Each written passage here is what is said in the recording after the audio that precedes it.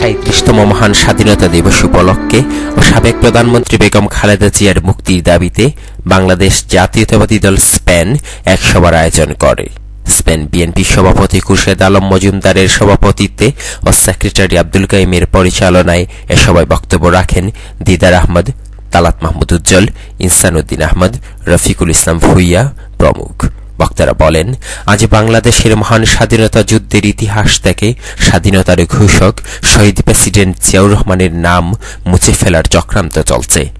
ইতিহাসে একদিন এ চক্রান্তকারীদের আসামির কাঠগড়ায় দাঁড় করাবে। চট্টগ্রামের লালদিঘির ময়দান থেকে, সেই কালুরঘাটের বাজার থেকে এক সিপাহী কোন দলের ছিল না, বাংলার মানুষের পক্ষ থেকে স্বাধীনতার কথা ঘোষণা করেছিল। 30 লক্ষ লোক রক্ত দিয়েছিল এই জন্য একটি সুন্দর ভবিষ্যৎ, একটি বাংলাদেশ, সুখী সমৃদ্ধ একটি বাংলাদেশ গড়ার জন্য। আজকে যারা ক্ষমতার মসনদে বসে মানুষের জীবন নিয়ে চিনিমিনি খেলতেছে, আমরা তাদেরকে বলতে চাই, আপনারা হুঁশিয়ার। আজকে যদি একটি লোক না খেয়ে মারা যায়, আগামীতে যদি দুর্ভিক্ষতে লোক মারা যায়, এই জন্য জবাব আপনাদেরকে দিতে হবে। Minhajul Alam Mamun, Bangla TV, Madrid, Spain.